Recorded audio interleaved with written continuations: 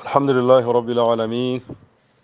والصلاة والسلام على أشرف الأنبياء وإمام المرسلين نبينا محمد وعلى آله وصحبه وسلم تسليما كثيرا. أما بعد، السلام عليكم ورحمة الله وبركاته. الحمد لله ودا الله تعالى تيغا ننجل النبي كما أرى النبي كارنكو دا صحبانو دو هو غاتوكا كيلنغا ننغا ورمالي غامان كو تنغا والا نياغنا الله غاندو دا غاكا حكومكو مسيري كلونغا wakengana dangoda kama giri har sago hinna masalanga Allah tabaraka wa taala to suru kumpa charndendi yo lenkini tare tamuro bana ni nyai awagilli tandume aru togonu siki awargana siki tanyere aru togonu hilli yo kubeno go magalenki kenni alimaliku alimaliku malikul mulki الواحد الأحد المتكبر الخالق البارئ المصور الخلاق يكمبرنا كوتغونو كانو مغالنكي يوالله تعالى نياغنا الله غاندو اونين نشباتيني تاكو مو سيرنغا وانا كي بيغا كون والله نياغنا الله غانا فامي نوندو داغا غاني يو كوتغونو ابا يو غابن انتين تامي يو كين ولا لنكي خالون غبوندي الملك المالك مالك الملوك yo kesu suna togobani ka kama kinga nanti maranda na nyani Allah tabaraka taala yo maliku yugona nya maliku yugona ali maliku yo kususuni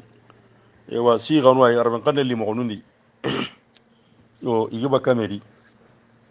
yo maliku ado maliku yugona maliku ke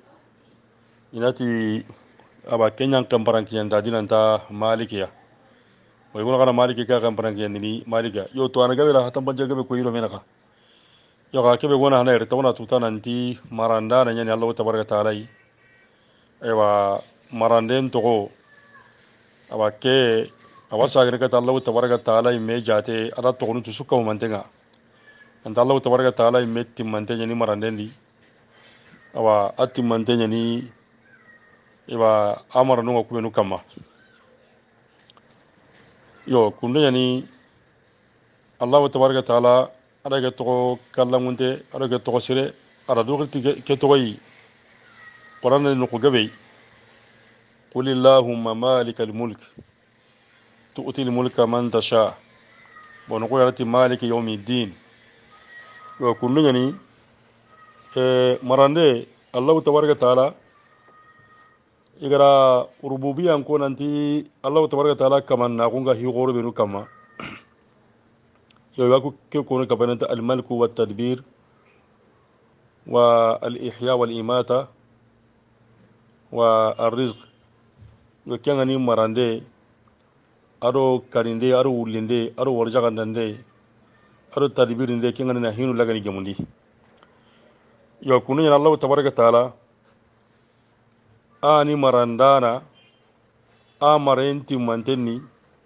a marenna hoho suka manten kama amana ni kiyai akenya ni marandana akenya marandenti mantenni akenya marenna hoho suka manten kama akenya ni marande akenya ni kenku inaranga akenya no marande no hoyi yo kunu ni agnu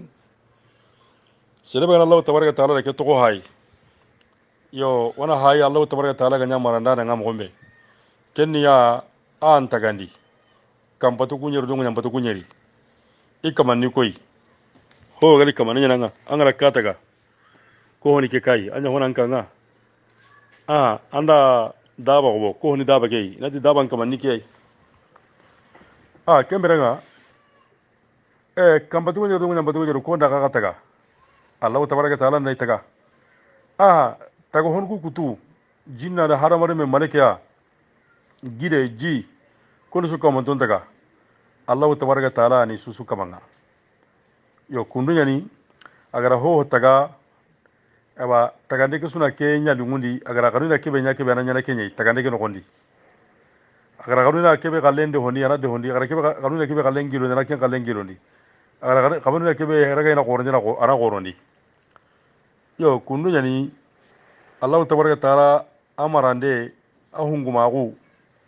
ani ke halala kunduai ana hadamaren men taga ewa anu bugumedi ana hoy gotu ana to akun kinai ana hunya garambalinga ana hankan kin hoy ana hunya hankan tanganga yo kunta go hono ngane hay gadi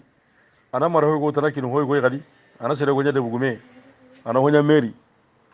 ana hunya jamangume bo kemmo ko bana ne gadi gadi igo ana kenya maranda nga ya garan kamma ana kirsenya maranda nga libinen kamma wa hakaza kunu yani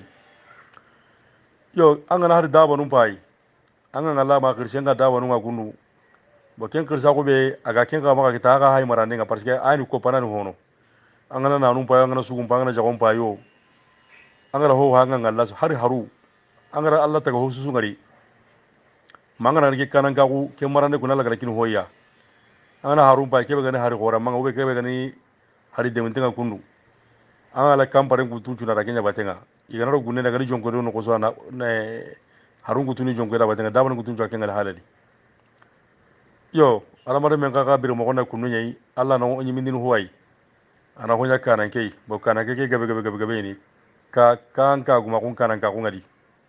aba debe ken kaka maranden kana ka kun ngadi jamanen kaka maranden kana ka ko kengadi yo hakke da hinu jusu suna kunu nyai yo kunu nyani ke susu bugu kan ya subu Allah tawara da Allah ke togari parce que akenya la ke susu kamanga ana su kini nananga yo sero sugara hanka kita ke dunan woni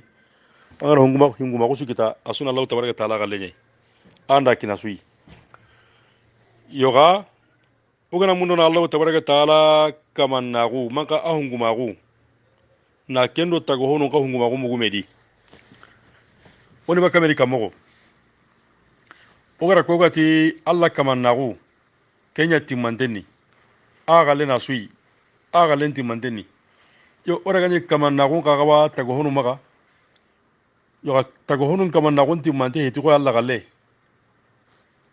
sasa angem pai na buri Allah rakinanga na buri ke kamanni koi agange me kitena ange nya galle ni ange me ga tambangara muru Allah ga rangur jagandi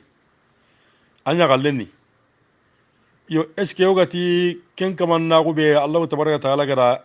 na bure ke da ken kaman na go be nyanken nan yala anke da ken kaman na go timmanta na bure ke kama ba wadina atimanta da kama manu ga atimanta da kama yala na bure Allah wanya na kibe galingan nan ba wadina ayi Allah ntanya na kibe galingan nan na kibe galingan Allah dangani ken pa yala na tana jakka magani har jakka ke ga bakken an talingan nan ya anna bagandi Allah da ken gaji ban kama donc kembere hakika ko galleni Allah galleni Allah tini annan daga hiju nyatke na burei har hiju kege gandali ganda kutunga na kunganga me Allah tabaraka taala tinan daga dabariya donc ko galleni Allah galleni donc kembere anke marande kana burei kama jaga marai timante heti Allah wa tabaraka taala watini gadi tanna lahi Allah ganna anna kursi anna kubunwa Allah me gana sare anna imaci jaga magandi anna kaka kubonowa an gana tegi an ga tegi nan dangi kibe barne anna kubonowa bo kemo ko bana ne ga kore na ana han kubona kini ina iga kini wajibi nyan kama donc kembere nga miskinu shega ndira ngani Allah sagaro nyamar ga tona saraka ke tona kiniya bo kenka gana dangi gadi tampa jugana ya gantana bureke gadi anna maga bonida anna to gardina maga wala na buren boninde Allah da haram Allah ro kaba tannan maga bonondi awa kengana dangi galiti Allah kutahi gara nan maga rokendi Allah tana bore ke utuna dolo ko bana mini Allah tana gana jeni tina bore ke Allah tana gana sere kariti na bore ke wa kadhalika Allah ta sumbuku tina bore ke Allah ta kortene tina bore ke yo kemre janka nanti komen marandenga ho kamala gara mare ngiri komenga ho su kama jaga mare kutenye ni aba mare bucini ni nani bo wakati be gadi angi na ken ko be bana Allah gada ken na bure kina ngadi angana bara Allah gadi anganya kafiri ni aba Allah tabaraka taala awada gandi ni islami nin kutuna ngani nan tinan kari na ken na bure ro ke nkanu do kummo binu binu do kunna buru binu ganya maka nyogome ka hu na ka hu suko ka hu jagai Allah ti halale nyani dangani na susu ko man tungu inan anyon ki ke me an bure kere na jogo inan kari aba inan na bure ko man tungu ina tagani me yakuga magani yakugu tagani me lemugo magani tagani me wa aga yala anke kalle ammarande ganyi ke kama mareti mante yala kiya nga wala o jako wala tuketa nanti Allah tabaraka taala akanyini marandana yo aga islami serebe gana ngara ke to hamu kunu janka na dankana ko nanti kebe kan kitendi o suko monto kite jaga kale hanyani ko galle hede aga jaga yonki kebe Allah tabaraka taala garande jaga yonki ke tanyi me galle kenna bure be ya Allah gara kinan an gan chumbuke kututai anga soron kortoro tike na bure anga gana Allah kutati ke ke tanga runo iramu binu gan tali Allah dangani anga runo dolo nyanga minna gan tali Allah da anga runo segere tiranga minni gan tali Allah dangani anga gana ke kalsu utuna daga ro batran kabaru no mana kabaru ndo akini jarunya ke ta wakini sugano nya ko gan Allah yugo nganya ya garunga nyana sugana na gida na uriga ngake tanna kome mi de ro tanna rakitendi yo ora tu janka nanti an bagara kebe da bare amma da baranyi me galle jaga kalle heti an kalle heti lagara ko tanga larantir nei amma reti manten ta kamma nanti an kella nyana mo ko be gallinga ngani kuma amma reti mantaka ganta kamma nanti an kenta dingne degara kebe gara kinanga ga tanda degara kebe an ga balla ken ka ntamma an kalle heti ken ka laga balla ga dingne ngoni ken na kini miskininga anna misiren jigini tai anna garan kombo jigini tai anna Allah tabaraka taala dinan de matai annan chumbu joni tai yo kemberenga wa famu janka nanti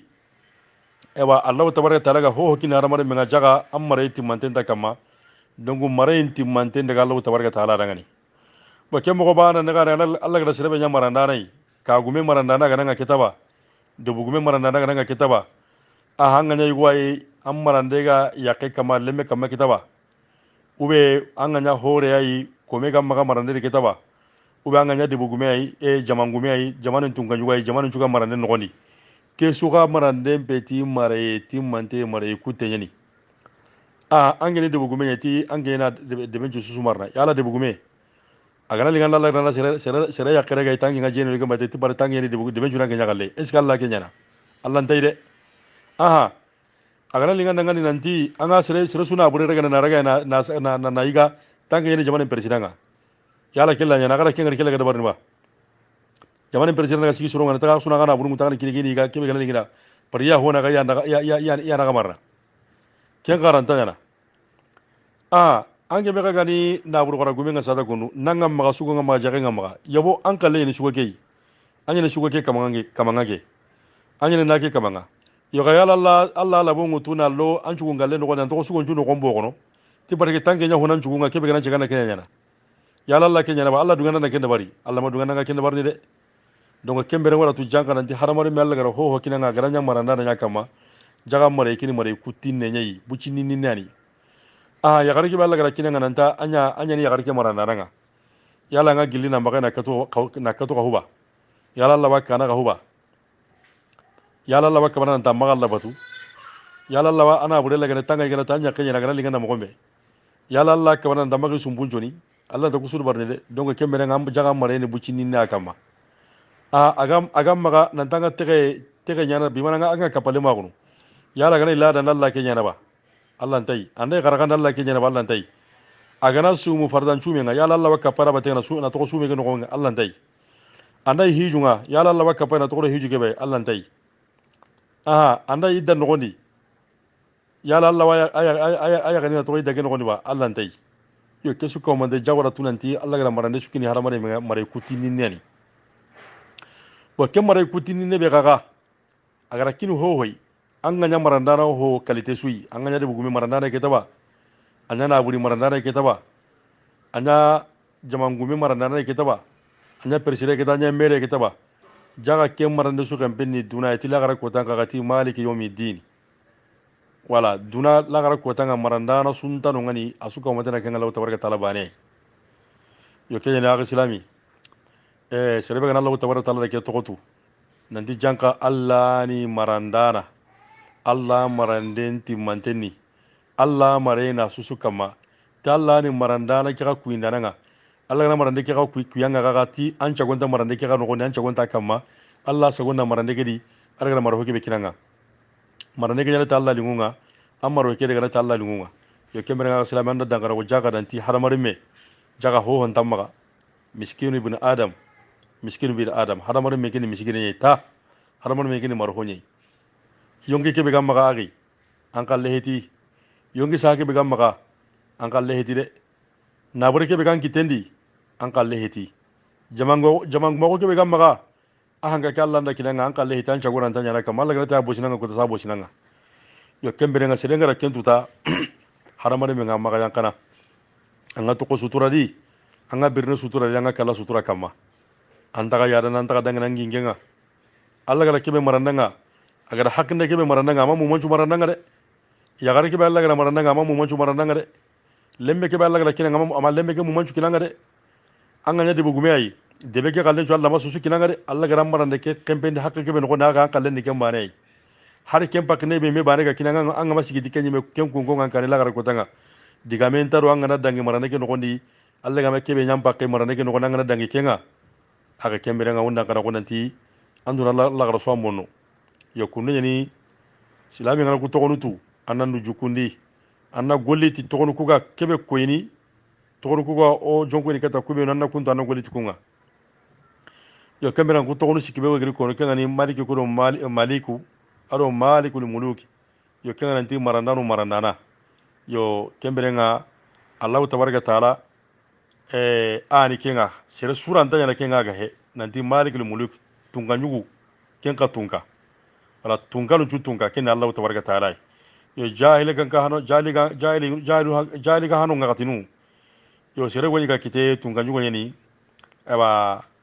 ara du to ke to wai yo Allah faris sallallahu alaihi wasallama aba ati akhna rijal inda Allah rajulun yusamma malikul muluk ati yugun joho maga yang kantala no kunga lagara kota kenya yugo be gare to kon kare antika ni marandana yo kembere nga sirenta ka wanda ke to gorudwa ke to ne allah ya allah faare ngara tunga yugo be to kon yugo ngara to kon ku chance nanti aba sirema ga dugiri ke to yi yo anga kawo nde ko ngala gana jame buru gana kembaran nangi imurtin ta gondi ana ko sabati hangamun bangaman ni kiyai hangamun bangaman ni kiyai ga sirga badu ko no tukuide anna ko sa ya garu mo gati guro bine no chu guro bine ni kiyai kembere nga ngana no chu ngana ni kiyai kembere nga kudiganda munu agnu haramare me ho ganya nanti kamparan kiye nya ganya hisuri nanti serusuka kamparan kiye keri karsa na susuka manten kama nanu sigi dingrai amma konta na magara la gachendi de wala donc ho na ho kinyi kampanga yo ho ranta kine ho su kampanga kan tati allah kembantanga ayi kambanga serenchwa kambanta allah allah anti me ihin judi allah anti me maranuni anti me togoni anti me goluni anti me makangutuni yo haramar men kamati me hori allah ma ho kin haramar men tangen timadi anga bireke be nyana anti mande di bireke di ji nyana mirani igana nyana mirani hange hore aba kususu ko mantenga pateke ngondi anga mirano kusuya yala angen timme birene kamako amma timme allah na bani mankana ke ngakudi iganda na mankanga isika ngabirne jinna mankanga isika ngabirne hange ke be karne kinna mankanga isika ngabirne hore ke bam patena la hore ke su kongo bagam patene isika ngabirne anda birne yo kembiranga hinu na kununye angana tanna na bure ka kita tangen timme na bure gidi age na bure kana mani surnanga na bure angara ga iganda nyime ko bo nti iganda ka Allah nda iganda ketaga angara ilege be ko kalsi nyana maga iska Allah kalsi ke me juranyi kana Allah tege no ndanda kalsi ke ro ilenya di angara kame batima sigindi kalsi ke juran ta kenta kana kenya taga ngare ndanda kana kalsi ke ko bo sumo nyai simo ke bu kandi ndi Allah nda simo ketaga iga gide ke be karna ya simo ko na gide ketaga nti Allah ni iga me ke be ran simo ngapa me na an ko be ga sigindi dai me ke bugu minna ko na me ke ketaga nti Allah na me ke ketaga ya kan ke na ke kalsi bandaku yala ken hotti ma hokkuta ni kenga sikantar hokkuta ni kenga aba haramar men hinu ku tunchu sikanje kununga ana hinu ku tunchu kanje kununga haramar men ke matime haramar men matime ho hodi annako se gomo keke igo Allah raswaki Allah raswanya keke nda korno du kurusku diga muide ta Allah raswanya da kenga sunya ko dangani ko na ta sunya ken dangani annako se gono mu ganga ni hibe na kalsu buchunu kitatani mobilin pa maga kampa maga ara kanun tagara mobilin nun taga ara mobilin nun qobo awa kembere kita naka boti mandenga maga nako se gomu ngana sigana keke Allah raswanya keke nda ayari or maga kidiga me koni Allah ra honnin na kina sui honnin ne Allah raswa kinu Allah ra kinya kina sui yo kembere nga asuga kebe maka ke ken Allah tabaraka taala bane aswana ken ke maka asu angara hoho mundu ken Allah maka ya garanti ti sere go ke tanga kenyangara ho muranga angara ho muni karsa wala ni kananga nyina maka kunni garunyai yo kemberenga ogara serenti ga otiga oga kawa seren kalenga mogo mogo ona tutana ndalla ke be kina kama ngabuchi nini nani amara ga kama nan kawa amara ga kama nan kawa dui amara ga kama nan kawi gallegei yo alla gara kebe mekina nga amara nene kama buchi nini nei yo walla ne alla na klasi kinui aba kenga na dangi onda ga kata al wahidu al ahadu yo nanti alla ni bane nyai aba al ahadu ani bane kusu to no hilga isunan tintame isumana ni mana bane yo kenga nanti Allah tabaraka taala ni bane bane be gana Allah tabaraka taala yi ibatendi bane na Allah taala yi gollundi aba bane na Allah tabaraka taala yi ime jatendi Allah ti wa kana Allah wa lam yakun shay'un ma'ahu adade shenu kunu nanti Allah bane kotiyanyi ho mani kayna Allah bana nyinu ngani amani gara ho taga kam patu nyirin dano munyam patu nyirin dano jinnan dano malika ndano haramar men dano Allah bane kotiyanyi no kembala na lagari tagandi yo kemberenga kenta ga naga nyana kadi angala mungana ndanna Allah de ma amma nyino imme ho manyino Allah bane ni aga taga ni kanya na ko nanya abane koti bo kemberenga abana kan kawati batege na bana abana haqqi aba agar tagon ku ka taga abana siginde na sudangani abana siginde na sudangani aba su hadaji ni kata ken Allah bana kotai akan Allah ta hadaji ni kata hohoi Allah gar ho taga hataji na nyanga kan patu kunya da hataji na Allah munya patu kunya da hataji na Allah la rasi hataji na Allah tabaraka taala kursi ka hataji na Allah tabaraka taala aba demandan da Allah ta hataji na su demandai yo garanto be gatini kunya Allah demandanunga har gamata Allah demandanunga gatini illan ku penga ikun karaba illan ku penga Allah marane ken gondi ira soron gandana soron jondo mungi maga yarat kun ta fayakun yo ku ani wadang ya diga meni ta gabe sersuka ku hakkara lano tawni sire kama ku anu ko monjo sankunto demandan da Allah tabaraka taala Allah sigindana ko medangani ko meran ta hona ni medangani sultanan ha sir dangani aba Allah ko menjuna kununye na utu malika anu annabi nyimo kayfaro aswala halani kiyai na haro qerin ti meki tedi surtina ina na hasirata nay har ga biranta ko ne rante o jangoy kallem balle yo kembere na serebe gara na sigi tago honu nya tanke na hamu nun kunye kenga man jangunde ni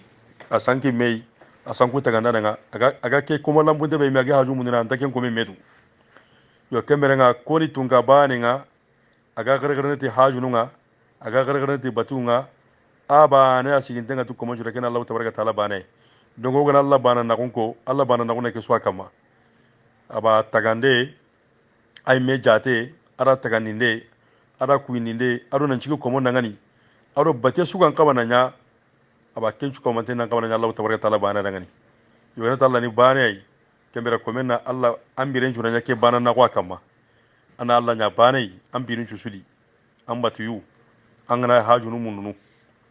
annan pinu charna Allah yi annan ba jurmu Allah yi an baten cunya na Allah da ngani agi ho maga jongan to mendi tita go hoy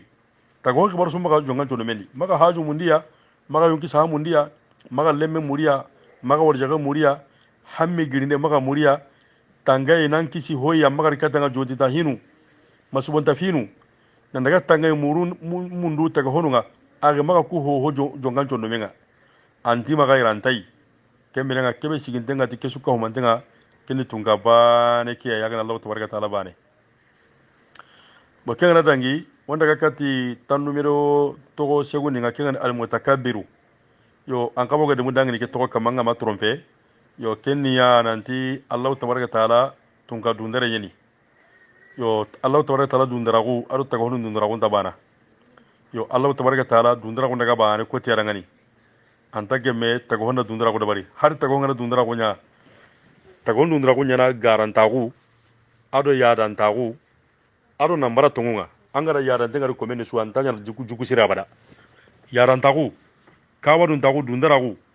aga kitalla ko tago ko mesu maga a juku sira heti juku tigante heti anyala garambi nya kama nambara tongunga ado nan ne kusoronga dundara ko no kawa duntagu juku nya ke bane yo Allah tabaraka taala aba a dundiragu asuni tongunye Allah tabaraka taala ni dundare Allah tabaraka taala ko wanya dundara ko ngat sere sugara buga Allah tabaraka taala Allah tinanya ngakatana yo kembere Allah tabaraka taala dundara ko kome angana no magayanka kenyani anga tingene ya kome anga tingene ke munda ngunya koten kamasu annan tinge ammenu no menaka ampinu na ngurigi kamunga anto na ngurigi kamunga barke na lampi nyakondi barke na lampi nundi aga nan wa magayanka din Allah dangani anga jukuti ke su Allah hantigana kununye bo kemba naga hitire Allah ti tanna magayanka tago hunu kaga dangani parce que magayanka ke gana Allah dangani aga na tago hunu dangani bane aba aga kembere wonda kara kunanti Allah haka tingana nunye yo ka haramare men ngati annan ka wondu ya tanke nan dundera kwa wonda kara kunanti Allah nan ke nyana tago hunchu hoja santenga anange na tago hunchu hoja santenga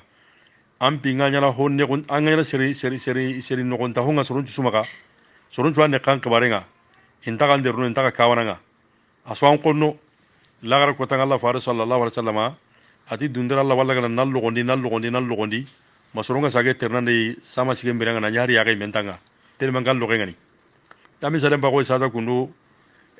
angana tago hubuchunu ko ben hawure hunyu misuguro ewa kambinto misuku kundu subhanallah wajini itu so kontenu sokke ngabe ngate no Allah terno kuna nani angi karnan anta tunan tampai kamanan tereta go medi yo manda kenya itage ke ga lokani mene yo kanga sigara mari mene kantanga tunan tanchi go hodi awala gar godala dunduro nyala kununye hunyanga ne molo dura nguranga sugana ngaterna molo sigara ngaterna mo mena nya ya gantaire awa o tourne tago honun terno dunduro ni kununye la gar ko tanga ya gantia ilo ko ngari bulala ga lokondi yo manda ke sababu kenya ida ko ha ko hodui igalega heti yo haramare me dundera kunta haramare me nyini adam be heti haramare me namagatina dundera gondi yo Allah faare sallallahu alaihi wasallama yara koni nanti ewa Allah tabaraka taala kunati tunkanwa nanti sira sugana nyi dundera ko nyagan chonde mi har miskala zarati haqiya nantan nantar no bendi an nantar no arjanna Allah nan palakiniya fo kenan bibe kanga yo kunu yana ga no korno mo gonta dundera ko huwani anta haramar me na haramar me dambe heti haramar me dambe he angana ngale ala ke hay ari anno ko ke sube nyanadi angana yige bana ga sube ke bagana no gondiya anganta kawara dundira ko dabari kebe kan kitana ko mane antatu anga kebe ko no ko mananta to anga kebe gana ko mananta to anta kawara dundira ko dabari kyanga dangi gadi angale ala kay mo gombe ange ngana wi sakai le ngana kare anga malla ka ke yanke agal nan ta sene serda anga manya ko yanki anga ya guna harana soronga nan ni kunyi anga ngara ko ta bana timante nyama ga bidole timante na nyama jika tanan pateke aga anga nga ya guna nan tindo sirai ya ga sirebe ga anga ngala halanga kundwa ta ko be ga Allah ga ngala halanga kundwa anga ngara dundira ko nyana maniya anga na kara ko ta bana da dangane ngo marga murwan na timi pudu narandi ko ga ne kala bana suro no laga aga yala anga ngala halanga ga nya kundunya yanyi me ga simme ke mo koy anga ka bana dundira ko da bari kamoko o ga sagona o ga daga mutu daga ngara ka bana no de kadi manunu na nyi no anga nugunu laga na kebe angi ngalla me yonkintei amme hota go ho igana daga ho huri laga na sedi kamballe nga sala kunu bito gane kala kuna na nyina no na kare kudu na faga angere daga anna rame utanga bihinira no nunga puru anna ndanga atime ga makakananga kun kudu bin haigana da agan ta an kai me ko ta goyi kun kudu bano na nan kai me ga na kaburan de ko ke ya ga mara ke ta goyi ga mo manyi me ya ga mpai aga yala ange nan kawa ange nyime ga nugunu laga na kebe ko tai an kai me ga sa ko ke sa mo gais honna daga na aga nugunu laga nan kenga yala ange nan kawa dundira ko dabari anda kawa dundira ko dabari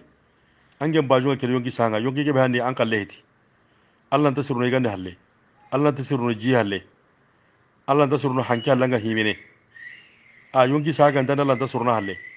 ya ga ange nan kawa dundira ko dabari ba an dundira ko kata koyi an ga dundira ko kata kebe kenya na kususi kinanga an yonki kya na randi hore ke ban patena na randi yonki sake anda kinanga ya ko kubiranga ngar ndiri tai anda kinanga nene ke banga sene ta anda kinanga toru kubiranga mugundiri ta anda kinanga angalla kudrati nema ke be ya ana burana kita hor so ba hankani kitaba Allah na suka mandan kinanga bo anga dundira ko ke be nyara ke be kama kendi kinga tangina cigi gingu kubiranga ta sikino ngani bo kembere wonda kara ko nanti ko me sunda jasan tangenga yo ko me be ga dundira ko Allah kama kanu ko mo jo jasante kenga girno kome be ga dundira kono annabi nyumun kama aga balla to kina annabi nyumun kilunga agi sunna nungu to kiran hoja santenga o kengara girno sikandi kumebe ga dundara kunu komon kamma yo komon ka game kana mo me ketana utu sara non pilli sebe dundara ko sara non pilla kamma ke ga jasanteni dinanta sebe ga dundara kunu soron kutun kamma aba yagare an ka ga dundara konan kina kamma an ka ga jasanteni dinanta soron kutunga yo kemo ko bana ne gani sebe ga nga dundara kunu tuano nya kamma nga balli diga mulle ga ga lekata alla nga balla an ka ga jasanteni yo kemero na tutana dundara ku adaga Allah bana dangani Allah togoni aba dundara ko magan kutakuna Allah dangani Allah goreni Allah ko honchwa dundara ko daga kenyara Allah fara sallallahu alaihi wasallam atuku kampatu nyir benu hay gona tala ko sigil dorombane kama munyam patu ko nyir dorombane gide ke su kama duna gide ke su kama dala rasul dorombane kama ya kan ke kaga karda nan kawran nan bonto ko o mi ko diga men goni ti sele nyinte kawdo hankira daga a ke ngure mane agita na hantan ke bo ke menga serebe tago hobe ga tunka be ga kampato nyir su timante ngutu na kilo dorombane kama kenya kawan kawdo ba ma o ko kabon kawdo kara ke hayta kampatu ku nyir su timante talo tala utuna wala dorombane kama a ke ngalla me hibe ga kampato nyira wala dorombane kama ke ngalla me ro kan tago hodi Allah ko ta gonjo kero tuwan wadi ti tago hosuntano nan Allah no goni tago mera ta gurin kete na tallai igana agar gole jajun jangana jajun jewtu naran de garen no goni jajun te langen kite de garen wona annan kite murai anda itere me ngutu itere me ko sega ne ma hareme angana ke ngutu na ke muna muran kite no goni sega lemu mon mela no sala hamal me kiteni aga benyani karagwalla ke jugumur haran tangarni yala gara ko ne ta haramar me la warno sega ko sega ne no goni sira saka kenga wotina yi haramar men nan kwara sega nenga ya kunu yani Allah tabaraka taala ga gara kambatu ko nyere utuni ko ngara doron bana kama nan munyam patu nyere utuna bara doron bana kama yala Allah mu malla warno kambatu nyere di adro men bana ka dira kususutu ba kembere Allah tabaraka taala ko renyani dundira ko daga kinyara kenya nan gentaka gelanga na tan angen kawante na tan dalla bata aba bugu Allah munye na daga no kutana anga tulan dalla kalle hedi kebe kolla na kenga an karantai kambatu ngera Allah baka kambatu ngeri kama Allah baka munya patanya kun kama kambatu ngeri uri Allah baka kenga aba tanta jimi ti talla tanga biru hotana mun nga birre kenga hebe ga talla ko taka ille ke banga ngera Allah ko na kentaka Allah na maru kentaka jike Allah na jike taka anya ga itere mere gani kalite so anke bara me ga birana Allah na sutaka donc kita ona do anke ngamu nannan dundira ko Allah an ka mbiro hoy keta Allah ga make betaka hanke ke banga himi no non ne ga bagandini duro ko to himi hota ne hibe ga Allah hanke ke akan tamma donc kesu kan tanke maga keta hanke ka tran dundira ko mania dundira ko ne ga Allah ngani wala ngala ga hakla shirki noy bo kengra gino ke to ne kata to ko tanyer no bana ni tanyer do hilandi yo kusu kahumanto awa toko tandumero kabu naga sigi tanyero bane tanyero hillo kan al khaliqu al bari'u al musawwiru al khallaqu yo kusu kahumanto lono tagande no nyedi wala khaliqu ni tagandana bari'u ni tagandana nyai al musawwiru ken ka gani ewa ogatini sawrandana al khallaqu aba keni tagandana nyange yo kamera ngora karam ko mawt kususuni bane ay yo ga hatam banjunga kitini di shiri yo ga suka man delo no tagandana no nyadi bo iganata al khaliq aba keni tagandana nyai keta nawtu agar haramaru mun yiminu taga kitaba aba aro gidu aro haramaru mun gollu ali digamu kusuka man dalla na sutaga haramaru men ga ho hanya Allah nda taga Allah na nyime tagaranga ho barni wallahu khalaqakum wa ma ta'maluna Allah na ga tagara ga kebe sulu barni bo kenga dangi al bari uke yo to anu na ke manan ko kata hilwai yo bari unni abana tago hoy goraga na taga baka taga mo godina nya hotanai wala tago hunyani yo gara ken tago mo goraga na tago mo gollaga na nyila atagana ube na hoy go taga baka no gondi to serebe gana harim bai sada kunu ko na misalen kina gai hari silenga na hari laga na koti agana ni ngara na burunga agana ni ngara na hururunga agana ngara rawanya na gatonga wa hakeda bo sebe gana buna mpa sada kunu ana kudo nya utagaro ni ko mbendo gondi bo kudo ke kunu kenya to kamanga sema aila anya buna nga yo Allah tabaraka taala be gani munya ko te ga kunu se jurage awa ada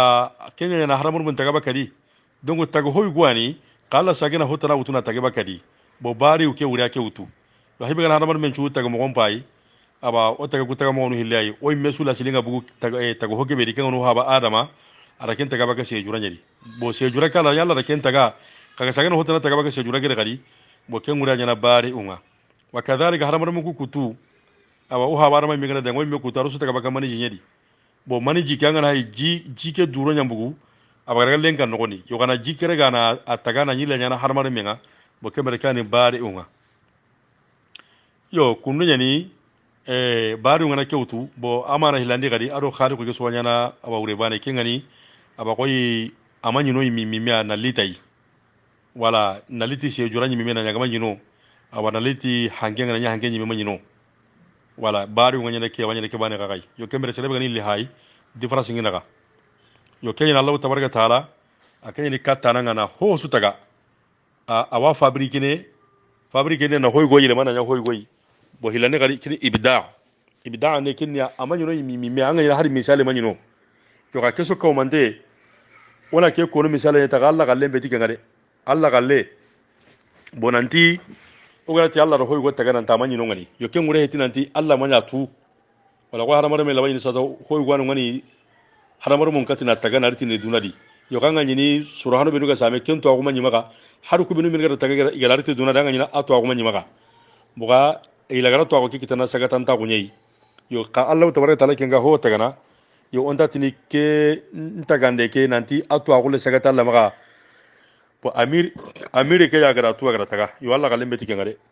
yo kemere nga kyani difference nga Allah tabaraka taala ro tagono galeno menaka yo wala taala ro ho taga manyino yo kemure ne ya anyi fi sabiq ilmi anyi Allah to ko samante nyedi ho sunta no ngani nanti Allah manya tuwa Allah manya tu nanti kemre na garatu kene ga sagana adabari nanyi amanyo no nan kaso yo Allah galle meti kenga Allah gara ho taga haragara nyi agara kenta go ho taga nanyi kenta go mi manyi no pew ara jopa na taga na ritini dunare yo kemure hitinanti Allah to agu manyi ga sameti kenta go hoyi nan tamanyo no donc kinda ko na tu ho suwan tano ngani ge agantanya Allah tabaraka taala to agunga sameta suko mandenga yo kemere nga baru ke abura ko mo me anyana kwai ananya ana hoy go taga hombu go hodi yo keni gara o gara kono o kanendi araben kan nyini ke igati da bange bari baka kasai bo an bari baka kin wure mane sata ke anga bari baka hikebedi aka susi ni bana ken pidi no karsa wala sunya hakrallai yo ga gara ke daga mo go juba dange bari baka kin wure mane ya aga nan daga hakrallai donc kitange bakralla ke angen paga bugu baka hoy gwadi wala donc kembere nga uga kono na ube serego amma re menyani yo ga gara jukulu benu ga kabila la kata aga ida me chura na susu bonu ru batenga aba na ko sanda le ke kabila ngari ta ugu bari baka karsa ulania yo parce que kabila ke nyimin kache kenya ni ka huma mei yo ga gara tu jukulu benu yo kun jukuna ga nya sababu iga bari baka yo ya gara bari ke uri utura kunwai aga ni nanti aba tagoy go na bugu tagoy godi ube hakra la gana bugu hakra la godi yo kemere ke Allah tabaraka taala gana tagoy go tubaka tagoy godi na tagabaka tagoy godi boy waken ke lanti tagandana yo gabaru ke manan ni kiyai ya wa ko ga na khaliqu ke gadi yo al musawiru ke gani sawran dana yo sawran dana Allah tabaraka taala na aba tagoon tagana na wara giya be galinga merangani wala dore ndi durangiya nyani jindi giya nyani hangeni giya nyani haramar mun magari giya nyani bo da buru juri giya nu nyani yo Allah nda ho giyan taga na rai giya be ara taga nga kawa yo kunu nyani igatini aba Allah tabaraka taala gara ho taga gara nyam gombe am gonu kunu nyani yo gara to nga kono nanti siran na maga tago laga na rakatu wala sirsu maga tago so raga na rakatu maga sigi sama ke ngatangar nyangeni maga sigi salum punenga na rakatu tangar nyangeni aba maga sigi nanga na rakatu tangar nyangeni maga sigi harenga na rakatu wala anga geno koy hare aba keke ulle nyani keita yo awar ga Allah rangani Allah na talinga tu itago honunga yo kata go honu na maga sigi na meta go rega na rakatu na bononi titaga ke mi me hunchenye ya ga ganta juku yo Allah gara juku laga na rohoy goyi yo jukunu gono soro laba jukunu mutu goni na jukunu kunya na sere go juku laga na bangani to ho jukunga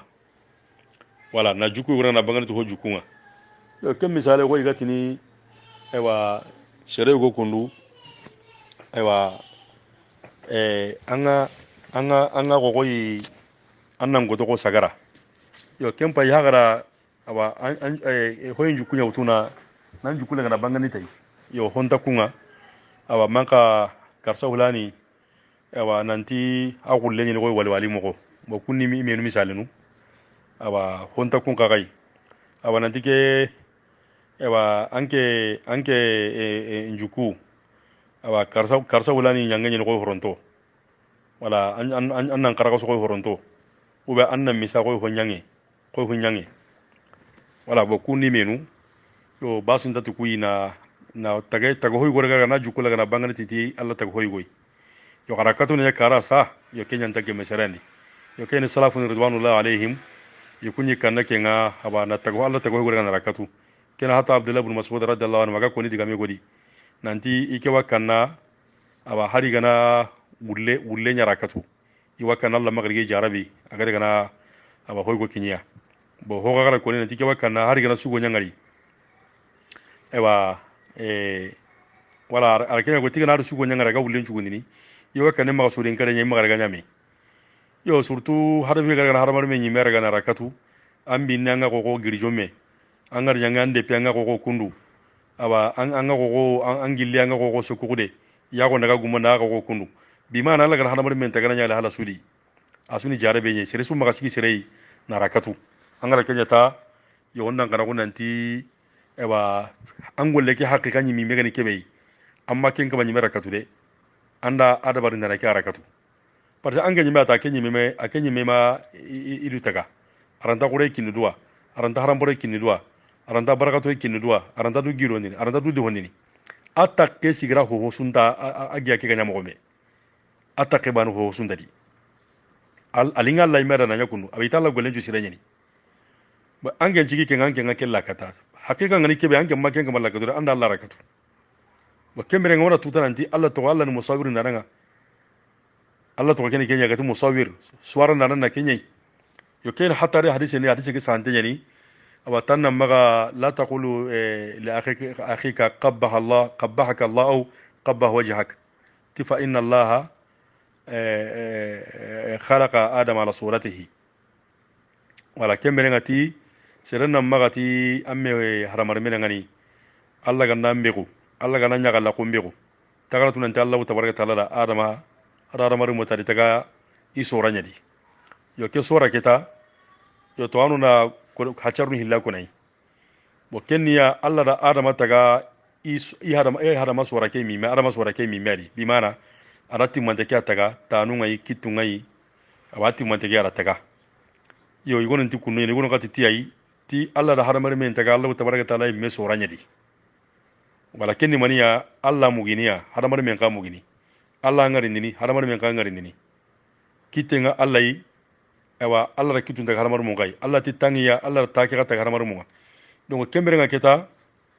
kun togonu ku kundu adu togonu ku mananga kebe koyni bo Allah tabaraka taala da kun taga ni ro haramar men ga bo kun nyugunu ga Allah yi haragana to haqiqa Allah tabaraka taala ma kan kutugu iro haramar me makan kutu haqiqa nun tabana yo ka togonu ku mananu o so na mana ke ni kungo su kapame yo kembere nga keta ke nsora be gani angana haramar me ka kendi bo kitu ngai tanu ngai aba yago ngai aba kembere nga toro nga amugini yo angara haramar me kata kenna go aba sora be ga Allah tabaraka taala yi aro haramar me ngame kitana kendi aganda huka kendi yo ken Allah tabaraka kainela gana haramu yo to ma haramar me lego gara kata yo gianu ku be no kwala ga ro soronga ta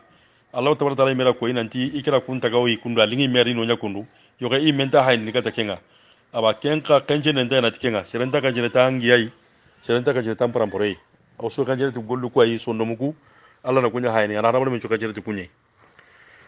yo kunu yani silami nu mo gontu kun kagai yo selebe ga tinina iri giya shireka ko iso ngana ngaso tu kunye maga sagana sorora ka tu kunga yo surtout ya garinkara jukuni kangare mara nyakado na kutoko diga mon ta har la tonata anga hino no ko kundu de anga kawana ko kundu de anga gusini ko kundu de aba kyani ta diginya nga ko kundu de aba tanu nga ko kundu de aba ana haramar men tagay ke mi mewtu de na rakatu tay yo kembere ngonda kara ko nan tangara kenya ta aba anda taganda na nyara katu amma tagaw ke rakatu parce que kenyi me batte heti yo kundu nyani aba Allah ni taganda na Allah ni sawran dana aba horo sawra be gan kabana ken sawra utana sakan kamma yo kana gno ke tonda gati to kala ken khallaqu taganda na nyange yo aru ban ku so mana aba taganda na aru taganda na nyange keni aba sigatul mubalagha nyani mubani keni ismul fa'il yo wara ko mo meta na kempran kenya nyalla wutu wara tala tagandeni yo kempa ya alamar men ga ho nyana Allah na su taganda nga Allah na nyi metaga aba ana ngole ke tagana gulle mbo sirna obure yo kembere nga soro gunu sangi ko lakedi ikundi titi aba ta Allah nta sire ko gulle bure tagana dangani anta alamar men sirna obure tagana yo parce que ngana ta Allah nta gandi bo la gara ko ta Allah gara gulle ke taga purga Allah gara na soro la katikinga bo tikena ko gara Allah dambe ka ta telungu mbala ko to nyangu nenye yo sangi ko lakedi yo serebe gana ngana ida ke hakar lawtu ke ngone mani nanti jaga haramar me la honyana aba bire ke no gondi aba hebi hari hebi gantali ngala ngani yo ke ngana nyaga ke na gona Allah kana kasiya wa honyana Allah marane ke be gantali ngala ngani an ka kana nya ho haramar me ngala da bara suneta Allah lungunyi Allah gana tike bentanya nan tanya Allah gana tike be nyana nyana yo kyani sawaba nga nanti haramar me nyimera honya ngunte da hukuninte asuna Allah tago honyi wala Allah wa kitina yi tay me kiten no gondi tage ho ana ho buren taga tago ngani abana ho siren taga tago ngani yo kunu nyani sawaba nga nanti awa ka Allah ga saga gadina hakkaren kini haramare menga na ba ramuriye ntaga ataga indi kengani ay mena khairi ramundu ana dabari ana bona ramundu ana dabari yo ke ga haramare men taga ndeni kitasa yo kenya ay mena ho siren cugandi wakati ana nya galingara ana ho buren kasugan wakati ana taga ana dabara galingara ngani yo Allah taga nengi hilisusu kama yaga kome ramuriye kibala ga taga naro komendi aro lingu nyange kibala ga taga naro komendi yo kel lungure kera muri ahi ko mengu tugeta kebe gana saga digan kanjire digan kambure anada bari kebe gana saga gulli bure gulli sira anada bari yo kana Allah tabaraka taala gana haramani men tugati ho sirandu bure ngala gara kota yo kundu nyani haru ko binu ga kamma nanti aba nanti sirlanti ho wata gana Allah na tagana yo itanga munana ku ngalle ida ke hamiye tunanta burbure nyani daga no bure nyaka mangana titi ayita Allah ki tigra da bari eska anto kono daga ta kuno daga serenga ta kuno du tonto aboga torongure e kega mana aya Allah anki tai aba igara da bari ige me bate ta Allah nanya esga anto kono daga ro serenga daga kana ya kenga hake na risigi a mana kana ke so Allah anki tai e taru ko men po bure ta Allah na da bari bo Allah andi geri tike kan gondi e be gari je na Allah anki tai ige me bate ti eski yanto kono daga ro seren bitigi ndi gunanda ndam pandi bitigi la ken ko solo bitigi ndi bitigi ngal sungu bitigi me lange ni bitigi no gondi Allah kita Allah ndi tagatai akin daga me utanda anta utanda de yo kembere nga kunni garu nyai aba serena du to kenya maga ti abale Allah gara serena tagati ke betanya na tikenye he Allah da hakale langa koi Allah ra ramuri enta kana ran no koi wallahi giran nan challi wallahi giran nan chumu arjana mundu koi age maga sago giran nan golle sababu mundu koi modi ran ta tagana ngani do ma gumeran ta tagana ngani sago nan kon ko ran ta tagana iwa giran na sababu kenya koi sababu kenya de